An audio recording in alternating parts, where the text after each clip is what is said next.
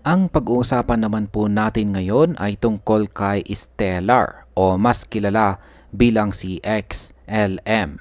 Sa kabila ng napakalaking balita na isinama po siya ni Visa sa kanilang stablecoin payment system, nananatiling halos walang galaw ang kanyang presyo.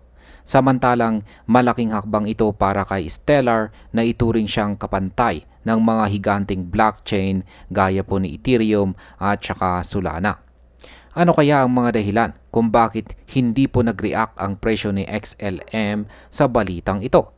At anong implikasyon ang dala nito sa market? Kaya yan po ang siyang ating aalamin sa video na ito. Pero bago po tayo magpatuloy ay pakibasa na lamang po muna ang disclaimer dito po sa ibaba ng ating screen.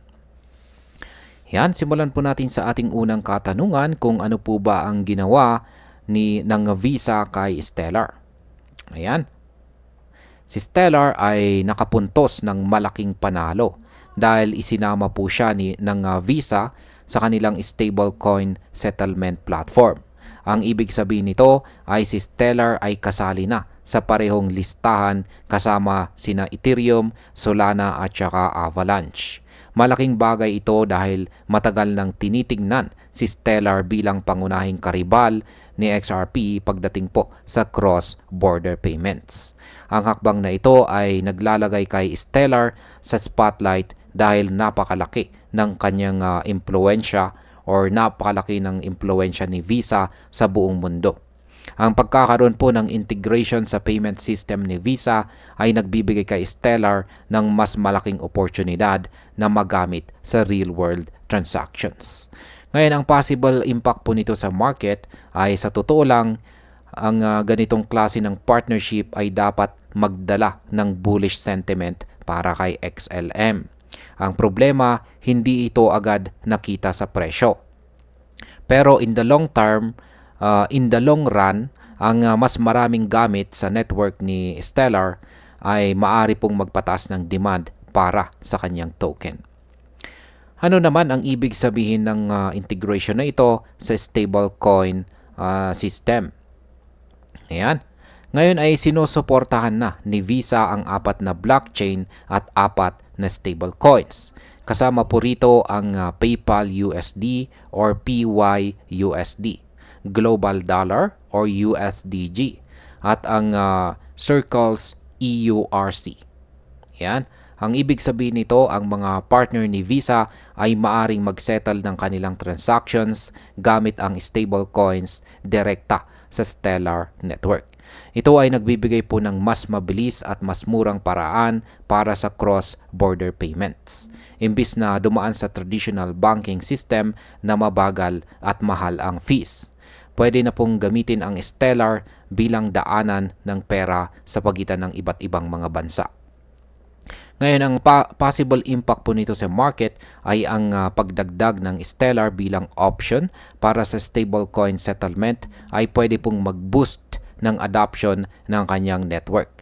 Kapag mas maraming gumagamit, natural na tataas ang activity sa kanyang blockchain at posibleng magdulot po ito ng price growth sa token sa hinaharap.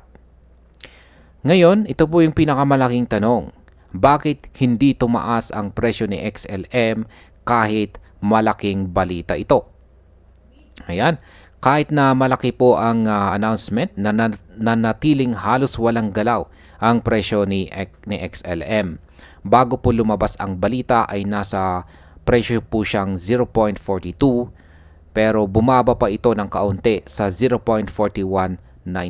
Kung titingnan mo natin ang chart, parang walang malaking nangyari.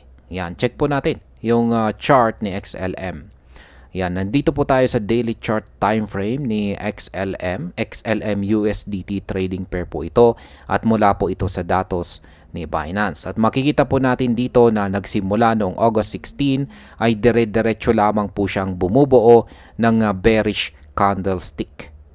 Ayan, kahapon pa ay talagang yung umabot po yung kanyang lowest price sa presyong 0.4034 at kanina lang ay bumagsak pa siya ng 0.4022. Sa ngayon ay naglalaro po siya sa presyong 0.40 40.64. Kaya sa madaling salita ay mukhang patuloy po siyang bumabagsak. Pero wag po tayong mag-alala kasi may nakaabang po na isang major support line dito sa presyong 0.40 mismo. Ayan. Ang isa pong dahilan ay dahil baka na price in na ang market ang balitang ito. Ibig sabihin ay matagal nang alam ng mga insiders o investors na posibleng mangyari ito kaya hindi na po nagkaroon ng malakas na reaction. Pwede ring dahil hindi agad nakikita ang short-term effect ng integration. Dahil ang epekto nito ay mas mararamdaman sa adoption sa mga susunod na buwan o taon. Kaya hindi kaagad ito lumalabas or nagre-reflect sa presyo. Ngayon, ang possible impact po nito sa market ay kung magpapatuloy na hindi gumalaw ang presyo, maaring mawalan ng excitement ang mga retail traders kay XLM. Pero para po sa mga long-term investors, ito ay magandang pagkakataon para makabili habang hindi pa mataas ang presyo. Ngayon ay ano naman po ang advantage ni Stellar laban kay XRP dahil sa deal na ito? Ito po ang isa sa pinaka-importanting bahagi ng balita. Ang partnership kay Visa ay nagbibigay po ng malaking edge kay Stellar laban kay XRP, lalo na po sa US market. Hanggang ngayon, sa XRP ay wala pang formal na access sa Visa payment rails sa Amerika. Samantalang si Stellar ay nakapasok na po siya kaagad. Kaya ang stablecoins ay mabilis na nagiging popular sa fintech apps at saka merchant tools.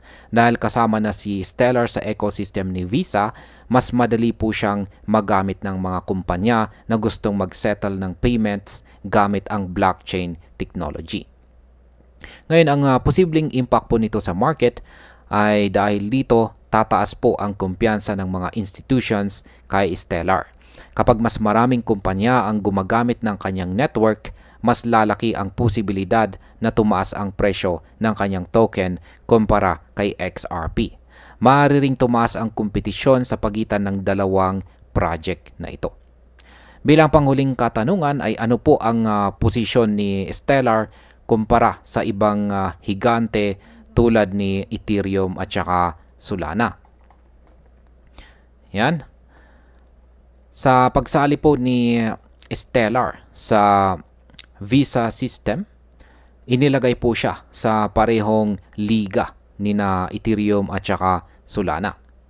Dati parang nasa gilid lamang itong si Stellar, pero ngayon ay tinuring na siyang kapantay ng mga giants.